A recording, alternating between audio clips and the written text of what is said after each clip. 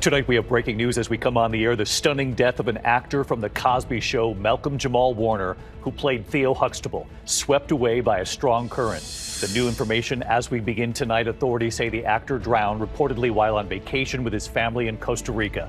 He was swimming when they say he got caught up in a current and was pulled deeper out to sea. Tonight the tributes now pouring in. Also tonight, the Delta passenger jet and the close call with a U.S. Air Force B-52 bomber. The Delta pilot saying he was forced to make a sudden hard turn. Tonight, passengers described the plane on its side. They could see the ground. Tonight, the life-threatening heat, more than 90 million under heat alerts at this hour. In New York City, the high 90s. By week's end, it'll feel above 100. And the storms tonight across several states moving east. The rescue this evening, a woman found clinging to a tree. Ginger Z standing by with the forecast. Just in tonight, the disturbing new video obtained by TMZ showing the moment police say a driver intentionally plowed into a crowd. What led to this moment? And authorities now say it was a miracle. No one was killed.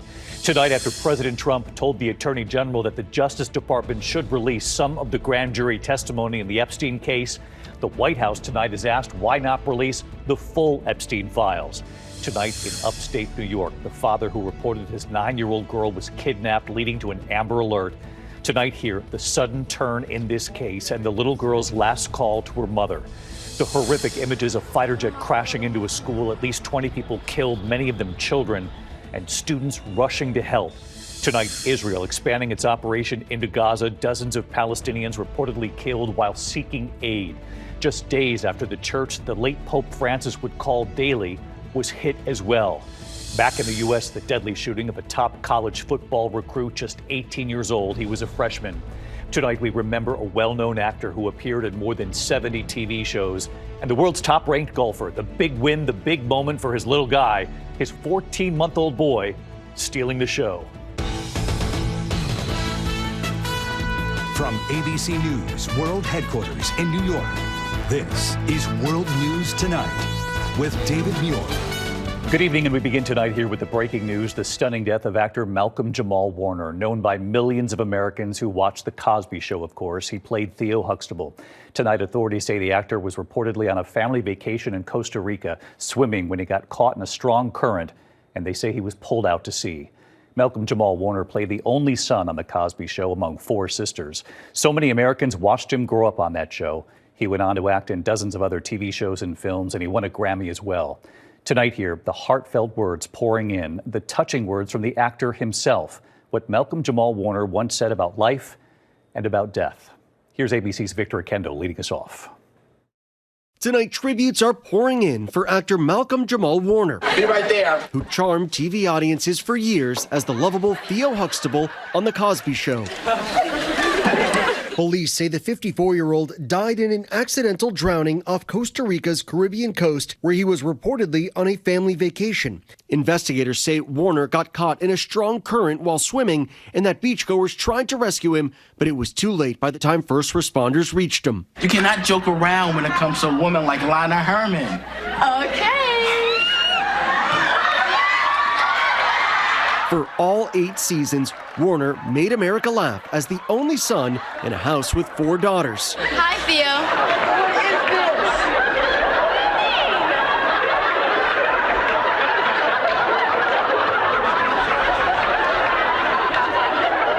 Is this my shirt? Is this the shirt I paid $30 for? Is this the shirt they're supposed to think is important for Retrial? Warner went on to act in films and dozens of TV shows, from sitcoms like Malcolm and Eddie and Read Between the Lines, to dramatic roles in Sons of Anarchy and The Resident. This baby needs surgery in the next few hours. Warner even winning a Grammy for Best Traditional R&B Performance. It made me realize that his most recent project, a podcast looking at the experiences and identities of blacks in America. Years after The Cosby Show, Hi. Warner said he was proud of the life he made after that iconic role. This your brother? No, he's my boyfriend. I've had such an awesome life. You know, I've got my ups and downs and all of that. But like, if I die tomorrow, I know I would go with a smile on my face. I know I haven't wronged anybody. I have peace of mind. And for me, you can't put a price on that. And David, the heartbreaking reaction tonight. One of Warner's co-stars, Tracy Ellis Ross, saying he made the world a brighter place. And actor Jamie Foxx writing he is speechless on this one, adding, "Rest in power, my brother." David? He was so joyful, and he brought so much to that show. Victor Oquendo leading us off tonight. Victor, thank you. We turn now to the terrifying moments for passengers on board a Delta passenger jet after a close call with a U.S. Air Force B-52 bomber. The Delta pilot saying he was forced to make a sudden hard turn to avoid the bomber. Passengers now describing the plane on its side. They could actually see the ground. The incident under investigation tonight, and the Air Force now confirming a B-52 aircraft did conduct a flyover of the North Dakota State Fair at the time of the flight. Here's Gio Benitez. Tonight, the FAA and the Air Force are investigating how a Delta regional jet coming in for landing at Minot International Airport in North Dakota got on a collision course with a B-52 bomber. It's unclear how close the two jets came to each other, but the military jet seen here had its location turned off and was executing a flyover at a state fair about half a mile from the runway. Moments later, you can see the Delta flight operated by SkyWest on approach with 76 passengers on board. The pilot telling passengers he had to perform an aggressive maneuver to land the plane safely after that military aircraft became visible in their flight path. For those of you on the right-hand side, you probably saw the airplane kind of sort of coming at us. Nobody told us about it, so given his speed, I felt it was the safest thing to do to turn behind it. This is not normal at all. Monica Green was on that flight. All of a sudden, we just kind of jerk really hard to the right, and it goes from like this to just like almost sideways completely, and we're like looking out the window and facing the grass. The tower either failed to communicate or the B-52 crew failed to communicate that they were going to be cutting across the runway center line. And so this was obviously quite a shock for the pilot of the regional jet to see this massive, fast-moving B-52 coming across his flight path. And David, it is critical that we find out exactly what happened here because, of course, it was just 6 months ago when a military helicopter collided with an American Airlines jet, killing all 67 people. David. Our aviation correspondent Gio Benitez with us here tonight. Thank you, Gio. Now to the life-threatening heat. More than 90 million Americans under heat alerts at this hour. In New York City, it'll be in the high 90s by week's end. It'll feel well above 100. And the storms tonight across several states at this hour moving east. A dramatic water rescue in Kansas City, Missouri. A woman clinging to a tree in Indian Creek. First responders arriving by boat. In Maine, the moment a roof was ripped off a house, nearly hitting a driver in this car right here. Chief Meteorologist Ginger Z tracking it all on a Monday night for us. Hi, Ginger. Hi, David. We've got a severe thunderstorm watch from Billings, Montana, right to the state line of South and North Dakota, parts of Wyoming, too. Then you see that flood watch along the Nebraska-Kansas state line. Those storms are producing 1 to 3 inch per hour rainfall rates, so watch that just north and west of Kansas City. And Ruidoso, New Mexico, once again in a flood watch today and tomorrow. Then we've got to talk heat. The extreme heat warning for day 2 or 3, depending on where you are, focused in on Memphis, Little Rock, Kansas City. Look at all that hot pink on the map right down the Mississippi River. Some of the feels likes could go up to 111. You'll also notice that extreme heat watch up for Chicago. Well, that's because numbers will well surpass 100 in the feels like category. Look at St. Louis, 113. And yes, David, like you said, New York, Washington, D.C., we get it by Friday. All right, Ginger Z with us here on a Monday night. We'll see you first thing in the morning, Ginger. Thank you. Just in tonight, disturbing new video obtained by TMZ showing the moment police say a driver intentionally plowed into a crowd in Los Angeles. What led to this moment in Hollywood? And authorities say it was a miracle. No one was killed. Here's our chief national correspondent, Matt Gutman, with the video tonight and a warning. It is disturbing. Tonight, that horrifying video showing multiple angles of the moment a man drove his car into a crowd outside a club in Hollywood, California. The horror unfolding at around 2 a.m. Saturday morning with dozens of people standing outside the venue. According to the LAPD, the suspect had been kicked out of the club, drove away, then made a U-turn onto the sidewalk. The vehicle struck a food cart and then came to rest at a light pole. It was an intentional act. At least 30 people were hurt. Bystanders then pulling the driver out of the car, beating him, and one of them even shooting the suspect before fleeing on foot, according to police. Police then releasing this photo of that suspect. They have also identified the man they say rammed the nightclub as 29-year-old Fernando Ramirez, who was taken to the hospital to treat his gunshot wound and then booked on suspicion of assault with a deadly weapon. And David, if that suspect is charged and convicted on multiple counts of assault with a deadly weapon, he could face dozens of years in prison. As for the victims, David, thankfully, all of them are expected to recover. It is a miracle no one was killed there. Matt Gutman tonight. Matt, thank you. This evening to the Jeffrey Epstein files, and after President Trump told the Attorney General the Justice Department should release some of the grand jury testimony in the Epstein case, tonight the White House is now asked why not release the full Epstein files. Here's Mary Bruce. President Trump was out of sight today, but appears eager to change the subject from sex offender Jeffrey Epstein, firing off a flurry of posts on social media on a wide range of topics. The president has ordered the Justice Department to ask the courts to release grand jury testimony in the case, but he's stopped short of telling DOJ to release the full Epstein files as promised. Why hasn't the president just ordered the FBI to release the full Epstein files, just get it all out there? The president has said if the Department of Justice and the FBI want to move forward with releasing any further credible evidence, they should do so. As to why they have or have not or will, you should ask the FBI. But does he still anticipate releasing more information, Caroline? It's up to the Attorney General. Trump and some of his top allies like FBI Director Kash Patel and his deputy Dan Bongino spent years stoking shadowy conspiracy theories about Epstein. But now Trump attacking his own supporters for wanting more information. They're stupid people. The president's reversal has amped up scrutiny of his own relationship with Epstein. The two men were friendly for more than a decade, socializing in New York and Palm Beach. In 2002, Trump told New York Magazine, "I've known Jeff for 15 years. Terrific guy. He's a lot of fun to be with. It's even said that he likes beautiful women as much as I do, and many of them are on the younger side. No doubt about it, Jeffrey enjoys his social life." The Wall Street Journal reports that in 2003, Trump allegedly sent Epstein what the paper describes as a, quote, bawdy letter for his 50th birthday. Trump now filing a $10 billion lawsuit against the Journal and its owner, Rupert Murdoch, alleging they falsely claimed that he authored, drew, and signed a letter containing salacious language within a hand-drawn naked woman which was created with a heavy marker, and insisting no authentic letter or drawing exists. ABC News has not independently corroborated the letter. The Journal stands by its reporting. When Epstein was arrested in 2019, Trump said they'd had a falling out and hadn't spoken in 15 years. And now some Democrats are joining Republicans in Congress demanding the files be released. Even Speaker Johnson has said they should come out, but now he says he won't call for a vote on a resolution to back that up, saying the administration, quote, needs to have the space to do what it is doing. David. Mary Bruce live at the White House. Mary, thank you. We turn next here to a horrific case in upstate New York. The father who told police his 9-year-old daughter was abducted in a white van, then leading to an Amber Alert, is now charged himself with her murder.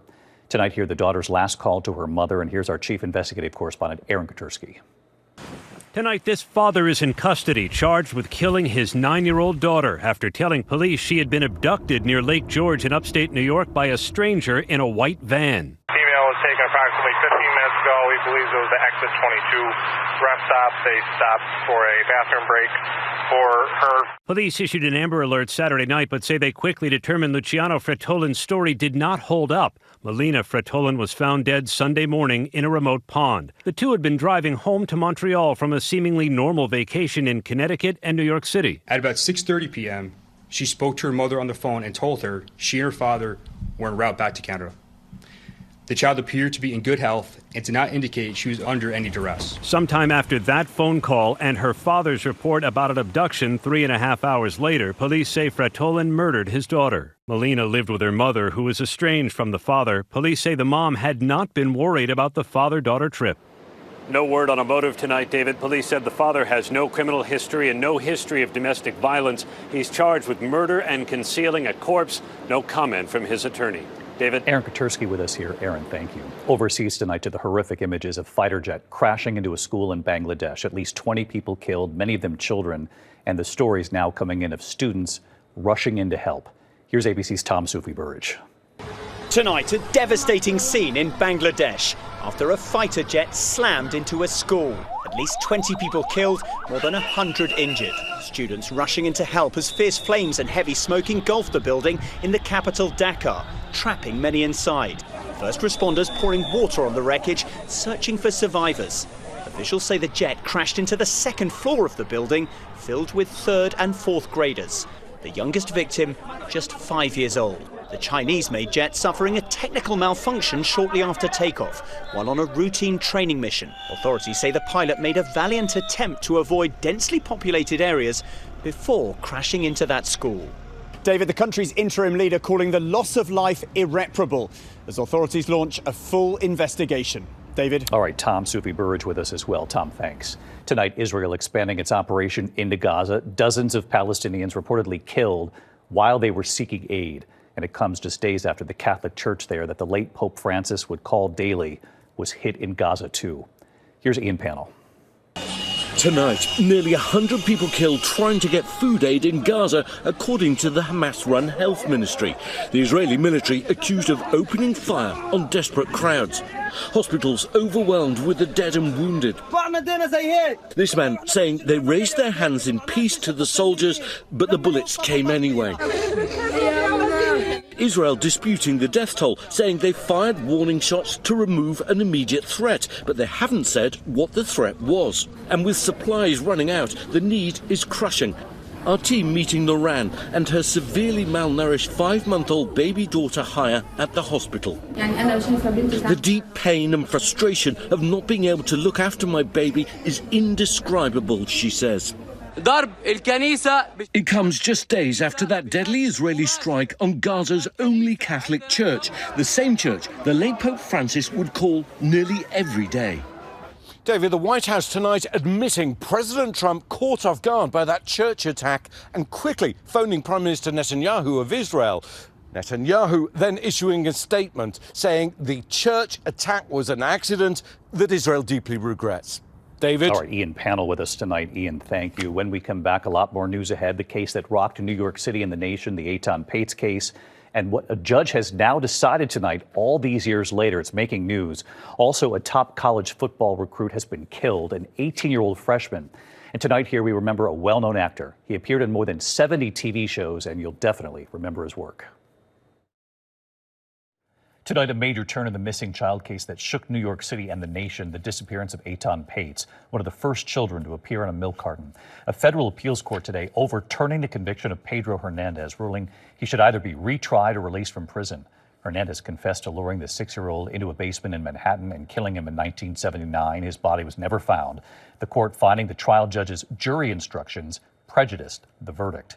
Tonight, authorities are searching for the suspects after the deadly shooting of a top college recruit, a football recruit at Ole Miss. Authorities say freshman Corey Adams was shot and killed just 10 minutes after arriving at a party outside Memphis. He was just 18 years old. When we come back tonight, we remember a well-known actor, more than 70 TV shows. To the Index, we learned today that actor Tom Troupe has died. His career spanning decades, movies, TV, theater, more than 70 TV shows, including the original Star Trek and Mission Impossible. A Korean War vet, he received the Bronze Star for his service. He was 97. When we come back tonight, the world's top-ranked golfer celebrating his big win, but it was his little guy who stole the show. Finally tonight, American Scottie Scheffler, his big win, but it was his little guy folks were rooting for too. Tonight, hear the baby who stole the show. 29-year-old American Scottie Scheffler winning the British Open, but it was his 14-month-old son who adorably stole the spotlight. And Scottie Scheffler has his Open championship. Golfer Scottie Scheffler winning his first British Open in Ireland. The crowd erupting. Walking over to his wife Meredith and their 14-month-old son Bennett for a hug.